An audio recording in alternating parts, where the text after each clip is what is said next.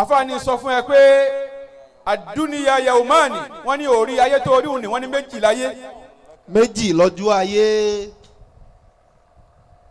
yaumun fara'in wa yaumu ammin. La ilaha illallah. méjèèjì náà nù. yaumu fara'in níjọ́ tí ẹ̀dẹ́ ò ní rí ìlú tí ó máa jó ìjọ dùnú tí wọ́n ní oúnjẹ ní tí wàá ní mi ò jẹ́nu mi ń dùn ní ayọ̀ mi kún ibi ò pa mí. níjọ́ tí ẹ̀dá ò rí oríṣiríṣi oúnjẹ tí ò ní lè jẹ́ pé àná mi ò jẹ́ mo ti full mo ń dunnú lọ́wọ́ mo wà òkè ìjọ dùnú. àkọ́kọ́ nù nínú ọjọ́ ayé. wa yawmu hammin. wa yawmu hammin. njọ́lẹ̀ kejì njọ́ tí ẹ̀dá ó dá wà tí ó máa sunkún tí ò ní rẹ́gbà. wọ́n ní kí ló ṣe ta ló lù ọ́ ni wọ́n lù mí ń sunkún ni.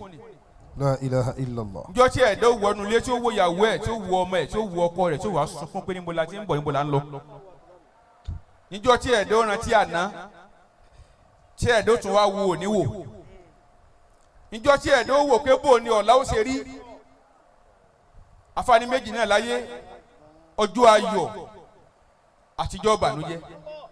ẹ sì bá ń kí Ọlọ́run pé Allahu akbar kabira. Allahu akbar kabira. gbogbo ẹ̀dá tí ò fẹ́ lo ayé ìkorò láyé níbi tó wà ní bá ń kí ọba mi pé Allahu akbar kabira. Allahu akbar kabira. A'udhu billahi minash shaitanir rajim. ó níbi tí mo ń lọ dákun torí Ọlọ́run. Bismillahir rahmanir rahim. tí ohun obìnrin bá bohùn ẹ mọ́lẹ̀ ó túmọ̀ sí pé o kàn jọ́kùnrin ní ọkùnrin lásán ni ó mọ iye Ọlọ́run bá ń kí ọba náà bí Allahu akbar kabira. Allahu akbar kabira. Inna hadha kana lakum jazaa'an. ọjọ́ ẹ̀san ń bọ̀. Wa kana sa'yukum mashkura. ẹ kéwú dáadáa. Inna hadha kana lakum jazaa'an wa kana sa'yukum mashkura. ọjọ́ téèyàn ó ṣiṣẹ́ téèyàn ó kéré yawmu fara'in ìjọ èrè ọjọ́ kí n mọ̀ pé ọjọ́ èrè. yawmu farahin. yawmu farahin kò sẹ́ni tí ń bẹ láyé tí ò ní jèrè. wa yawmu hammin kò dẹ̀ sí àfáà tó wà láyé o wọlé alúà ni wọ́n wọ̀ fún ẹni kò sẹ́ni tó wà láyé tí ò ní rí korò. La ilaha illallah. kò sí olówó náà. Inna hadha kana lakum jazaa'an. kò sí ẹ̀dá náà tí ò ní rí ayọ̀ láyé kò dẹ̀ sí ẹ̀dá kan tí ò ní rí dọ̀bànújẹ́ láyé. Wa kana sa'yukum mashkura. afáwa àgbà Imam Ridwan alarakew Ṣòyẹmí kún Ọlọ́run fẹ́ ó kú. kára málùbáríkà yín. Àmín. Ẹ dákun bá wọn sàmì jàmá. gbogbo èèyàn náà kọ́ ló pònú o. Yorùbá ní gbogbo ọ̀rọ̀ ló lésì àmọ́ kì í ṣe gbogbo èsì lónílàáká yìí ó fọ̀ Allahu akbar. kò dẹ̀ sọ̀rọ̀ tí ò lésì. Allahu akbar. kò wá sẹ́ni tí ò ní gbèsè láyé. Oh. La ilaha illallah. Ẹ̀san ni. tó o bá gbèsè lára ọmọ ó dẹ̀ gbèsè lára rẹ̀. La ilaha illa anta. táwọn tó bí ọ bá dáa wàá jèrè iṣẹ́ àwọn òbí ẹ. táwọn tó bí ọ ò bá dáa wàá tún jèrè iṣẹ́ wọn náà. Kai. ó kí yín pé ẹ kú oríire dídá àti bíbí. Alhamdulillah. bàbá tó bí Ridwan alára ké wọn kì í ṣapààyàn wọn kì í ṣe apanilẹ́kún bàbá tó bí yín dá. Allahu akbar. Kadhalik. kí rẹ̀ náà tó lè dúpẹ́ lẹ́ni kó o tó lè mọ̀ bóyá ọ̀rọ̀ tiẹ̀ náà tọ́pẹ́.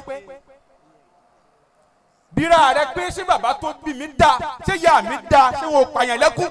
Inna hadha kana lakum jazaa'an ó yá yìí. wa kana sa'yukum mashkura. afọwọ́ Ridwan alára kéwú Hafidhahullah. mi ò wá ṣe wá sí àkọ́kọ́ ọ̀rọ̀ mi nìyẹn.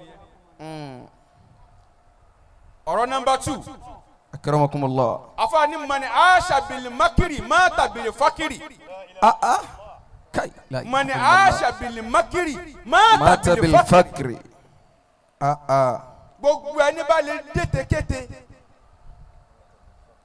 gbogbo ẹ̀dá tó bá lè dán ọwọ́ rú كي pẹ̀lú aṣíwájú ẹ̀ كي látara pèmí náà fẹ́ lọ́lá jẹ irun ọ̀gá mi sẹ́yìn jẹ́ ń bá tiẹ̀ jẹ́ kí n lè bá jẹun níbìkan àfààní mata bil fakiri yóò kúkú ẹ̀sìn yóò kúkú òsì. مات بالفقر من بداية إلى النهاية. láti bẹ̀rẹ̀ ayé ẹ̀ ní òpin ẹ̀ gbogbo ẹni yóò wù láyé tó bá lè dọwọ́rú bóyá àfààní ń dọwọ́rú fún ọmọ akéwù àbọ̀mọ akéwù ní ń dọwọ́rú fún àfáà rẹ̀ àbọ̀gá rẹ̀ ló ń dọwọ́rú fún مات بالفقر. àbọ̀kọ rẹ̀ ló ń dọwọ́rú fún àbíyàwó rẹ̀ ló ń dọwọ́rú fún gbogbo ẹni bá mama sí talẹ̀ láyé kò lè jèrè. لا إله إلا الله. كذلك. kò sí kú tí ó pa yóò tó sí kú ni. كي ومن عاش بحسن النية. wọ́n mọ̀ ní àṣà. بحسن النية. síbẹ̀ náà ló ṣe wá ń bẹ̀. بني gbogbo ẹ̀dá tó wá ní àníyàn tó dáa pẹ̀lú ọmọọṣẹ́ àbí pẹ̀lú ọ̀gẹ́ àbí pẹ̀lú àfẹ́. أنقذه الله من كل بلية. gbogbo tí ń jẹ́ àgbákò ayé كي ọlọ́wọ́ sì máa gbé borí ẹ̀. لا إله إلا الله. atẹ́sí alára kéwú àṣẹ sáàmù fún ọlọ́run sì ni máa ń nà jáàyàn nǹkan méjì kan ló tóbi ni ó yẹ kó o fi dẹ́yàn wò láyé gbogbo ẹ̀dá tí o bá ti páàsì níbi nǹkan méjì yẹn lérí bú ni. كي ó ti lọ. àkọ́kọ́